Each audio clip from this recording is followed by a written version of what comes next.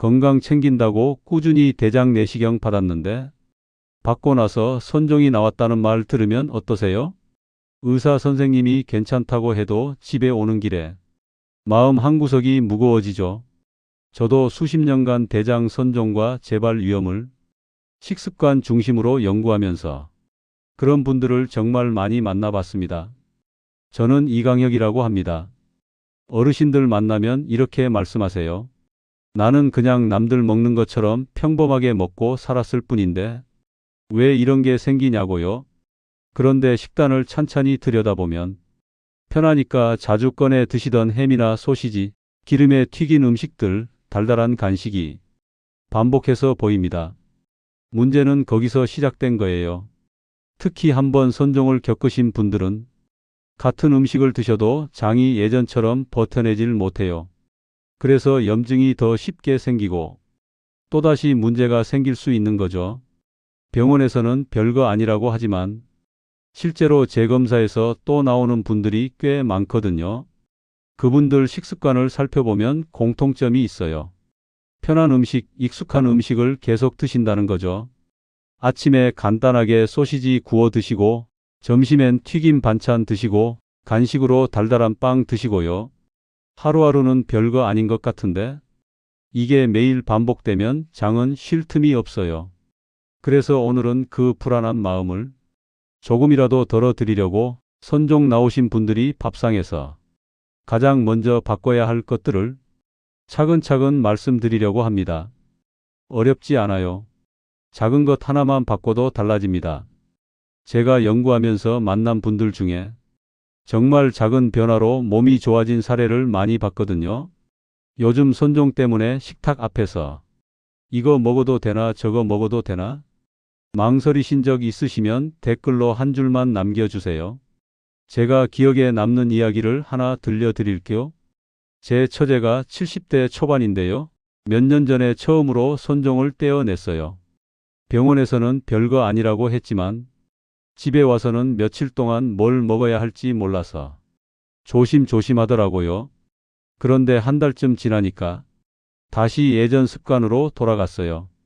편하니까 튀김도 먹고 소시지도 구워 먹고요. 그러다 두 달쯤 지나니까 속이 자주 더부룩하고 화장실 가는 게 불규칙해졌다고 하더라고요. 그때 제가 식단을 좀 살펴봤죠. 결국 매일 조금씩 먹던 그 간편한 음식들이 문제였어요. 하나하나는 작은 습관 같았지만 장은 그걸 매일 받아내기엔 이미 지쳐 있었던 겁니다. 그 후로 처제가 튀김이랑 가공육을 줄이고 대신 삶은 계란이나 김, 채소 반찬으로 살짝만 바꾸고 나서 한 달 뒤에 표정이 완전히 달라졌거든요. 더부룩한 것도 사라지고 화장실 가는 것도 자연스러워졌어요. 처음엔 입맛이 안 맞는다고 했는데 일주일 지나니까 오히려 몸이 가벼워지는 게 느껴진다고 하더라고요. 이런 중요한 정보를 더 많은 분들이 알 수 있도록 구독과 좋아요로 응원해 주세요. 끝까지 보시면 왜 지금 당장 습관을 바꿔야 하는지 분명하게 아시게 될 겁니다. 마지막에 나올 방법을 놓치시면 지금까지의 노력이 다 허사가 될 수도 있어요. 이 이야기를 끝까지 듣고 실천하셔야만 진정한 변화를 경험할 수 있습니다. 자, 이제 본론으로 넘어가서 선종을 다시 부르는 음식들부터 정확하게 하나씩 짚어 드리겠습니다. 여러분의 식습관을 바꾸는 작은 실천만으로도 충분히 달라질 수 있는 일이죠. 우선 기름에 튀긴 음식부터 이야기해 볼게요. 튀김이나 전, 치킨 같은 음식들 말입니다. 이런 음식들은 장 점막을 가장 먼저 자극해서 염증을 반복적으로 일으켜요. 특히 기름이 오래되면 산화가 되는데 이게 점막을 더 빠르게 손상시킵니다.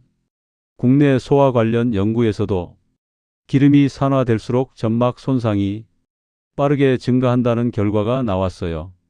제가 만난 60대 후반 되시는 분 중에 튀김을 끊기 어렵다고 하시면서 거의 매일 한두 점씩 드신 분이 계셨는데 다음 검사에서 작은 선종이 다시 보였거든요. 그분은 튀김이 맛있어서가 아니라 습관이 된 거였어요. 저녁 드실 때 뭔가 바삭한 게 있어야 식사가 된다고 느끼신 거죠. 그래서 튀김은 한 달에 한두 번 정도로 줄이시고 대신 찐 음식이나 삶은 음식으로 조리법을 바꿔보세요. 특히 편의점 도시락에 들어있는 튀김은 기름이 더 오래되어서 산화가 심하니까 꼭 피하셔야 합니다. 집에서 만드실 때도 기름은 한 번 쓰고 버리는 게 좋아요. 그 다음은 구운 붉은 고기 이야기입니다. 여러분은 고기를 드실 때 어떤 조리법을 가장 많이 사용하시나요? 삼겹살이나 갈비처럼 높은 온도에서 구운 고기는 그 과정에서 생기는 물질 때문에 장에 부담이 커요. 유럽에서 진행한 식습관 연구를 보면 고기 탄 부분을 자주 먹는 사람일수록 대장 점막에 이상이 자주 나타났다고 보고했습니다. 70대 초반 되시는 분이 구운 고기를 좋아하셔서 한 달에 여러 번 드셨는데 검사할 때마다 작은 폴립이 반복해서 나타났어요. 그분은 명절이나 가족 모임만 아니라 평소에도 고기를 자주 구워 드셨거든요. 문제는 고기 자체가 아니라 굽는 방식이에요. 높은 온도에서 표면이 타면서 생기는 물질이 장을 계속 자극하는 거죠. 그래서 고기를 드시려면 삶은 고기나 흰살 생선, 두부처럼 장이 편안한 단백질로 바꿔보시길 권해요. 만약 고기를 구워 드시게 되면 표면이 까맣게 탄 부분은 꼭 잘라내고 드세요. 고기 맛을 포기하라는 게 아니라 조리법만 살짝 바꾸시면 돼요. 여러분 집 냉장고에 가공육이 얼마나 들어있나요? 햄이나 소시지 같은 가공육도 조심해야 합니다. 이런 음식들은 오래 보관하려고 넣는 성분들과 높은 소금 함량 때문에 장내 환경을 나쁘게 만들어요. 세계적으로도 가공육이 장 점막을 손상시킬 위험이 높다고 분류되어 있습니다. 70대 되시는 분이 손주가 올 때마다 소시지를 구워 주시다 보니 본인도 자주 드시게 됐는데 점점 장 환경이 나빠지더라고요. 편하잖아요. 냉장고에서 꺼내서 후라이팬에 구우면 끝이니까요. 그런데 그 편함이 장에는 큰 부담이 됩니다. 대신 삶은 계란이나 자연 치즈, 견과류 같은 간단한 간식을 준비해 두시면 좋아요. 계란도 미리 삶아서 냉장고에 넣어두면 간편하거든요. 특히 햄이나 소시지를 매일 조금씩 먹는 습관이 가장 위험합니다. 하루에 한 개씩이면 별거 아닌 것 같지만 한 달이면 30개예요. 그게 계속 쌓이는 겁니다. 여러분은 단 음식이 가장 당기는 시간이 언제인가요?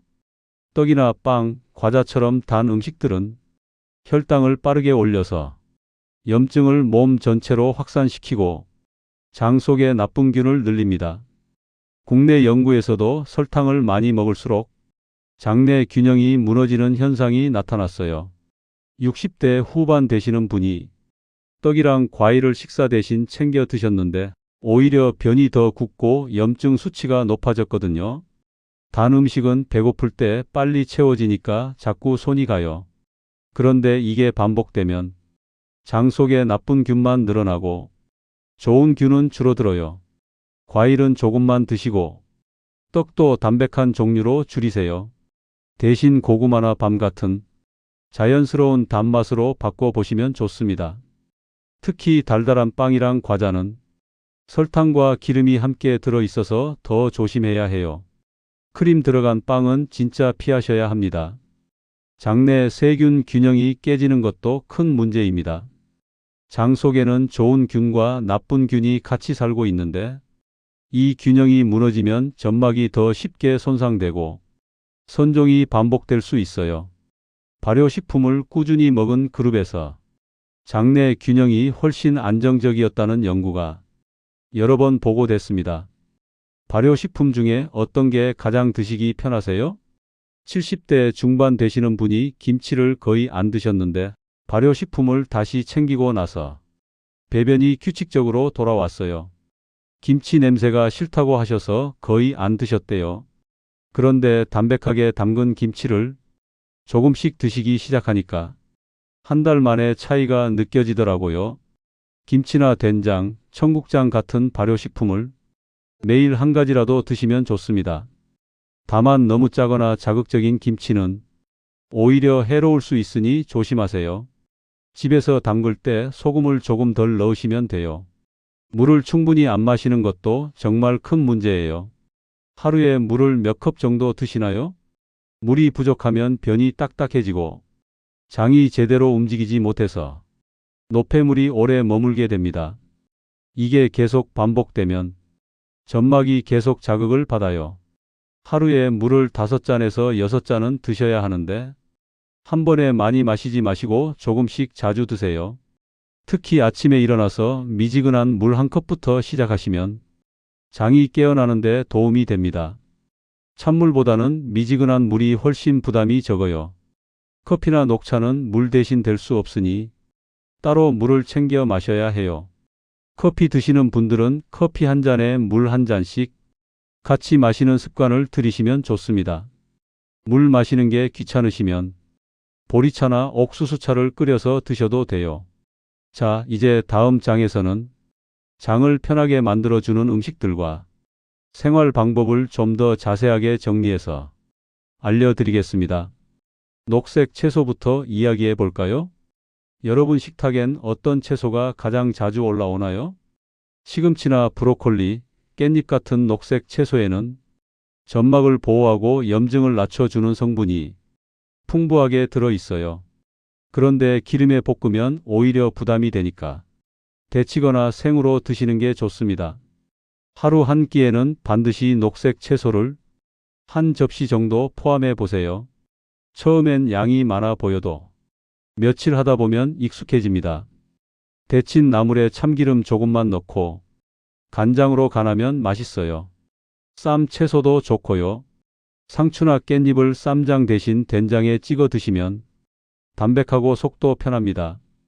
케일이나 청경채도 데쳐서 드시면 부드럽고 소화가 잘 돼요. 통곡물도 빼놓을 수 없어요. 잡곡밥은 장을 부드럽게 움직이게 해주고 변을 편하게 만들어줍니다. 그런데 처음부터 현미를 100%로 드시면 속이 불편할 수 있으니까 백미랑 반반 섞어서 시작하세요. 그렇게 하면 훨씬 편하게 적응하실 수 있어요. 익숙해지면 조금씩 비율을 늘려가시면 됩니다. 평소 드시는 잡곡 비율은 어느 정도인가요? 저는 백미 7에 잡곡 3 정도로 시작하라고 권해요. 그게 가장 무난하거든요. 귀리나 보리를 조금 섞으면 식감도 좋고 영양도 풍부해집니다. 통곡물은 씹을수록 고소한 맛이 나서 천천히 드시게 되고 그러면 소화에도 도움이 돼요. 등푸른 생선 이야기도 해야겠네요. 고등어나 꽁치, 삼치 같은 생선은 나이 들어서 생기는 염증을 누그러뜨리는데 정말 좋아요. 다만 기름에 굽지 마시고 조리거나 쪄서 드세요. 일주일에 2번만 식탁에 올려도 충분히 변화가 생깁니다. 생선 비린내가 싫으시면 생강이나 마늘을 같이 넣으시면 냄새가 많이 줄어들어요. 된장을 풀어서 졸이면 비린내도 잡히고 맛도 좋습니다. 고등어는 무 넣고 졸이면 정말 맛있고 뼈도 부드러워져요. 생선 살만 발라서 드시면 가시 걱정도 없어요. 콩 요리 중에 즐겨 드시는 메뉴가 있으신가요? 콩 종류도 아주 중요합니다.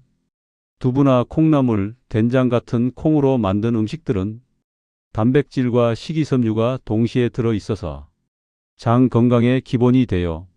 고기보다 부담도 적고 소화도 편하죠. 다만 너무 짜게 간을 하면 효과가 줄어드니까 싱겁게 드시는 게 좋습니다. 된장찌개나 두부조림, 콩나물 무침을 자주 활용해 보세요. 두부는 부침개로 해 드셔도 좋고 찌개에 넣어도 좋아요. 순두부찌개도 소화가 잘 되고 부드러워서 어르신들한테 좋습니다. 콩비지도 영양이 풍부하니까 찌개나 국에 넣어 드세요. 해조류도 빼놓으면 안 됩니다. 미역이나 다시마, 김 같은 해조류는 장을 보호하는 역할을 해요. 끈적끈적한 성분이 점막을 감싸 주거든요. 김은 간이 너무 많이 되어 있는 제품보다는 담백한 걸로 고르세요. 미역국이나 다시마 조림을 일주일에 한두 번만 추가해도 충분합니다. 미역국은 소고기 조금만 넣어도 맛있게 끓일 수 있어요. 다시마는 물에 우려서 국물을 내면 감칠맛이 나고 건강에도 좋습니다. 파래나 톳도 무침으로 해 드시면 맛있어요. 여러분은 하루에 얼마나 걷고 계신가요?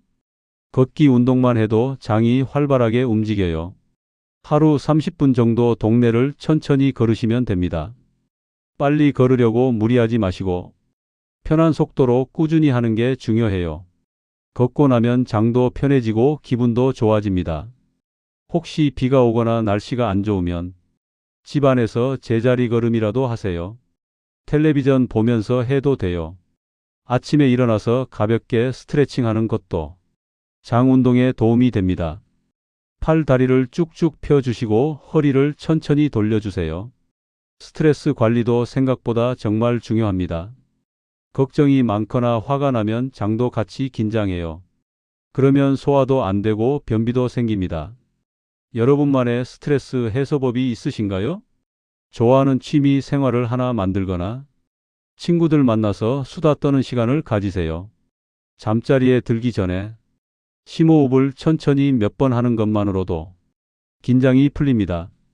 코로 숨 들이마시고 입으로 천천히 내쉬는 걸 5번만 반복해 보세요. 마음이 편해야 몸도 편해져요. 좋아하는 음악을 듣거나 라디오를 들으면서 쉬는 시간을 가지세요. 하루 중에 나만의 시간을 30분이라도 만드는 게 중요합니다. 규칙적인 식사 시간도 중요해요. 아침, 점심, 저녁을 비슷한 시간대에 드시면 장도 리듬을 찾아요. 그러면 배변도 규칙적으로 돌아옵니다. 아침을 거르시는 분들이 많은데 간단하게라도 드세요. 바나나 한 개나 우유 한 잔이라도 좋아요. 저녁은 너무 늦게 드시지 마시고 잠자기 3시간 전에는 끝내세요. 밤늦게 드시면 소화도 안 되고 아침에 입맛도 없어져요. 식사량도 일정하게 유지하는 게 좋습니다. 너무 많이 드시거나 너무 적게 드시지 마시고 적당량을 지키세요. 자, 이제 마지막으로 오늘 내용 전체를 정리하면서 꼭 실천해야 할 한 가지를 알려드릴게요. 오늘은 선종이 다시 생기지 않도록 어떤 음식을 피하고 어떤 식단으로 바꿔야 하는지 차근차근 살펴봤습니다. 많은 분들이 나이 들어서 생긴 거겠지 하고 넘기시는데 실제로 다시 생기는 분들의 식탁을 보면 튀김이나 가공육, 구운 붉은 고기, 단 음식이 반복적으로 올라와 있더라고요. 그게 습관이 되면 장은 계속 상처를 받고 염증이 반복되는 거예요. 장도 사람 몸의 일부니까 쉼이 필요해요. 그런데 자극적인 음식을 매일 먹으면 쉴 틈이 없죠.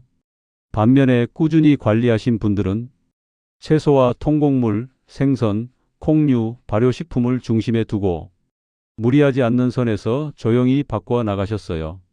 결과는 확실했습니다. 한 달 안에 장이 편안해지고 배변도 규칙적으로 돌아왔거든요.